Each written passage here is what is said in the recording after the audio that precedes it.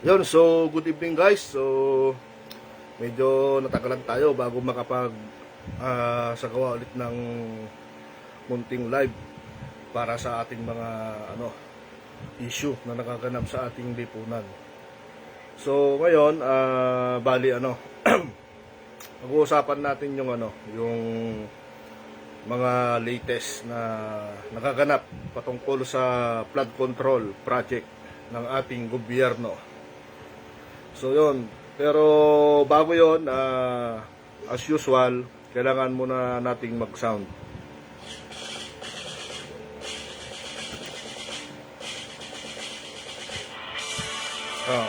Gusto ba ng ubas, mga igan?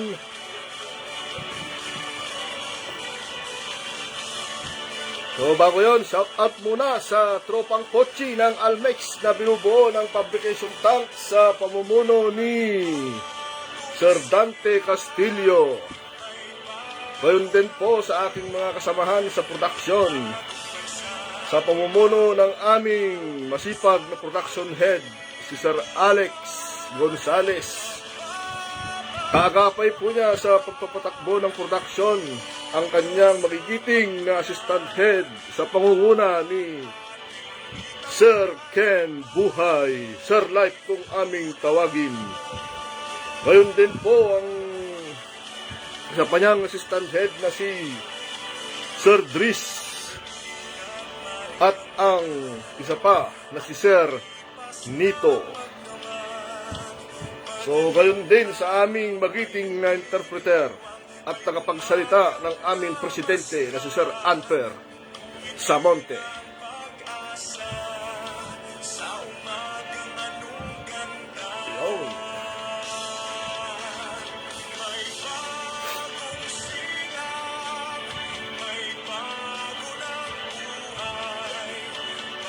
Yun, shout out po sa ating viewers, sa aking inaanak na si Mr. Alexis Gawaran. Naway gawaran ka ng matagumpay na kabuhayan. Ang aking inaanak sa kasal. Happy viewing sa'yo, aking inaanak.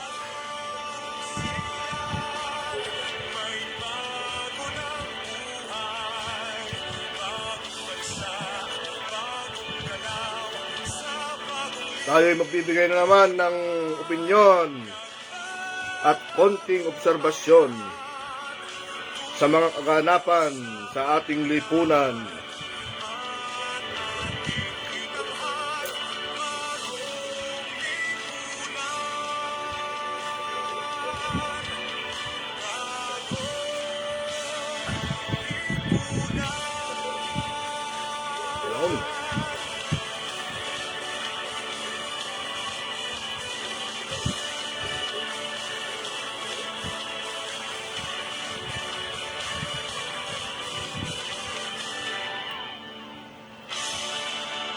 Yun po, mga kababayan.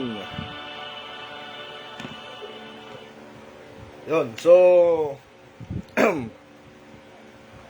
medyo matagal-tagal din po nung huli akong nakapag-live patungkol po sa topic natin ay ang walang katapusang flood control project. Halos may isang buwan na siyang pinag-uusapan sa lahat, mapa-mainstream man yan o social media.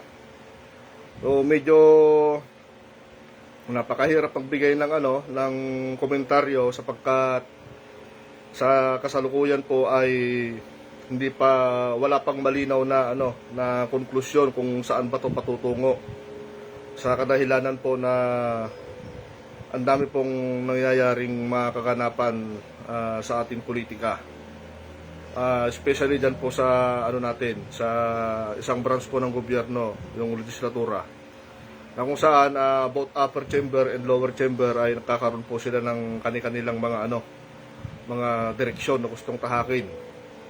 So andyan na magkaroon sila ng change of leadership sa panig ng Senate, na kung saan ay kung obserbahan natin, medyo critical ang natin ngayon. Kumbaga maaaring magdulot to ng political crisis sa ating bansa. Kaya medyo hindi rin masyadong maganda yung sobrang yung demokrasya kung tawagin. Kasi yung kaayusan ng yung kaayusan ng gobyerno minsan kailangan din talaga ng ng may pangil yung yung diskarte ng mga nasa itaas, especially ng ating presidente. Subalit, wala tayong magagawa sapagkat yan ang nakasaad sa konstitusyon na kung saan pairalin ang demokrasya, na kung saan hayaan mo na gampanan ng bawat sangay ng gobyerno, yung tatlong branches ng gobyerno, ang kanilang mga trabaho, na wag silang mag-over, magtatawid ng bakod nila. So yun, may kanya-kanya po silang authority at kapangyarihan, na kung saan may kanya-kanya din namang tawag ito, yung tipong pamamaraan kung paano nila ma-execute yung constitutional power nila. Yun. So bago tayo pumunta sa ating so sobrang dami na kasi yung mga naipon na mga issue. Pero pupunta lang tayo dito sa sa nalalapit na na rally na binubuo ng mga kakamping at mga iba-ibang mga individual, na kung saan ay gaganapin nila ang kanilang protest sa September 21, na kung saan ang kanilang layunin ay panawagan na wakasan ang korupsyon. Yun po yung sinasabi na kanilang tema. So magpo-focus po sila sa korupsyon. So yung sa kabilang banda naman, may isang grupo na gustong sumakay at sumama sa gaganaping rally ng mga camping at ng mga individual na grupo. Ang naman nila is BBM resign. So yun. So kung titignan natin, parehas naman na na may sila. So corruption pa rin naman ang main topic nila, pero yung layunin nila magkaiba. So bago tayo pumunta diyan at matalakay natin yung na yan, especially yung interview ni yung propagandista, yung dating kadre ng NPA, na ayon, hindi ko alam kung meron pa siyang parang hindi na siya naiintakutan sa mga pinagsasabi niya. So mamaya babalikan natin siya, tignan natin yung yung interview niya sa ANC patungkol dun sa pinaghahanda nilang pagkilos protesta sa darating na September 21.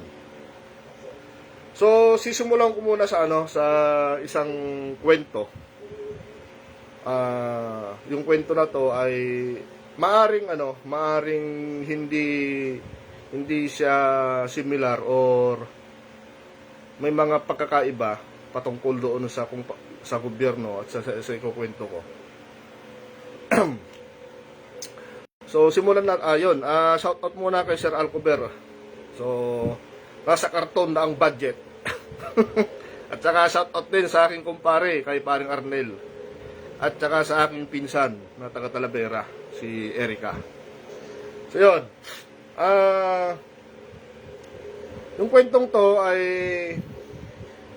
parang ko lang, na isipan ko lang na gawin as gagawin nating simpleng ilustrasyon kung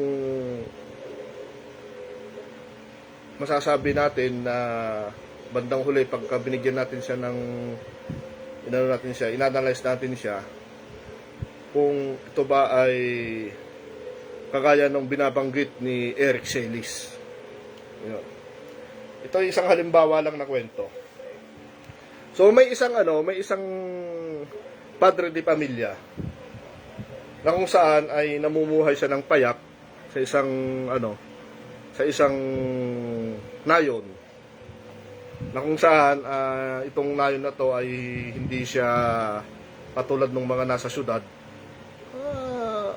Civilized din namang nayon, na kung saan ang kanyang pong pinagkakakitaan ay ang pagtitinda ng mga pagkain, karinderya.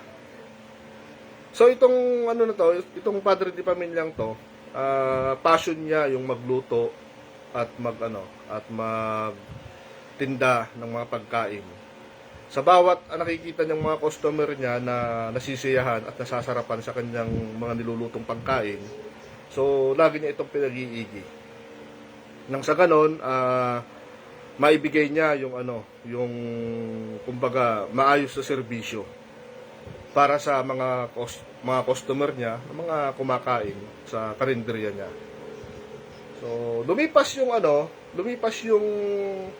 ilang taon, itong karinderya niya na to ay medyo napa-asenso niya kasi nga dahil sa ganda ng kanyang serbisyo at masarap na mga ulam at putahe na inihahain sa kanyang karinderya. So, napaunlad niya ito at kumita siya. So, dati, sa kanyang karinderya, siya ang nagmamanage at nagluluto. Meron na siyang katulong na taga-pamalengke, taga-hugas. So, kumbaga ang manpower na katulong niya doon, pagpalagay natin 4 hanggang 5. Kasama na yung mga servidora niya sa tuwing Itong Padre de Pamilyang to, mitikuloso pagdating sa inihahain niyang putahe, lalo na doon sa kanyang bestseller na kung tawagin niya, kung saan ay ito yung putahe na kung saan bubuhay at bumubuhay sa kanyang negosyo. So, ibig sabihin, yung recipe niya. So, ngayon, pakalipas ang ilang taon, napaunlad niya yung kanyang negosyo. Yung maliit na karinderya, lumaki siya. So, ibig sabihin, dumami rin ang kanyang customer. Ngayon, itong lalaking to, na nagmamayari ng maliit na karinderya na lumaki, sa tuwing magluluto siya ng mga pagkain at ulam, so masusi niya itong binubusisi niya ito. Mitikuloso nga siya. Sinisigurado niya na mga ingredients is sariwa, na kung saan hindi makakapagdulot na kung saan madismaya yung mga kumakain. Kasi pagka kinain mo kasi yung isang pagkain at nalasahan mo na hindi magandang lasa, medyo yan ang risky sa pagka ang negosyo mo ipagkain. So, iniisa-isa niya yan. So, di baling konti lang yung kita niya, basta't maibigay niya yung nararapat para sa mga customer niya at bumalik, kumain sa kanya ng almost daily. So, yun yung sinisikap niya mangyari. Tinututukan niya bawat ingredients, yung kung paano siya i-prepare. So, natutukan niya yan isa-isa. Lumipas ang mga taon, naging restaurant yung kanyang munting negosyo. So, siyempre, pag restaurant na yan, so, medyo magiging na yan, tataas na yung level ng antas ng kanyang negosyo. So, hindi na po pwede yung basta na lang, yung tipong kukuha ka ng tagahugas o Tapos, doon na siya nagsimula na mag-hire ng chef. Na kung saan yung chef na to na magmamanage sa kusina is ituturo niya yung recipe at tiniyak niya na kung saan yung recipe na ginagawa niya mula nung nagsisimula siya ay hindi mabago yung lasa, or else yung pag magdadagdag siya ng mga menu, so kailangan makuha rin nung chef niya yung gusto niya.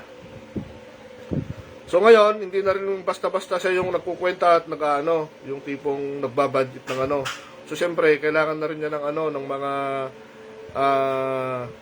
tao na kung saan marunong sa pagbabudget, financing. So, lumipas ang mga taon. So, nagkaroon uli ng paglago sa kanyang negosyo. Yung isang restaurant niya, nagkaroon na ng branches. Nagkaroon na ng isang branch. So ngayon, yung dati na siya yung tumututok at siya yung at least nagbabudget, nagsasabi, so ito yung bibilin, ganito, na-inspection niya isa-isa, yung mga mga gulay, mga isda. So ngayon, iba na, parang nag-innovate na, kaya nag-improve na yung yung pamamaraan niya ng sa kanyang negosyo. So since may bago siyang branch, so maka-hire uli siya ng ng chef para doon sa restaurant niya ngayon, tapos mga crew. So ganon. Ngayon, nung lumipas ang mga taon, napalago niya ng napalago yung kanyang negosyo hanggang sa naging na, kumbaga naging tanyag na yung kanyang yung kanyang signature na halimbawa kung Mang Kepwing man yung restaurant niya, so marami ng branches. Pero sinisigurado niya na kada branch na tatayo at magraran na negosyo niya, titiyak niya na yung recipe niya ay manatili. At kumbaga kasi yun yung yun yung tatak na kinaagat ng mga customer ng masa kaya siya binabalik-balikan. So sinisigurado pa rin niya, kaya maingat siya sa pagpili ng mga chef na mamumuno sa bawat kusina. At the same time, yung mga financing team niya na kung saan na nagbabudget doon sa kanyang sa kanyang mga gastusin at pagbili ng mga ingredients na kakailanganin. So medyo lumawak na yung hindi na katulad dati nung karinderya pa lang yung hawak niya na ang ginagawa niya siya mismo. Minsan siya yung namamalengke, siya yung bumibili. Pero nung lumawak na yung kanyang munting negosyo, yung karinderya, naging naging restaurant na. So nag-iba na. So ngayon, itong itong may-ari ng restaurant na to, so every time na na merong isang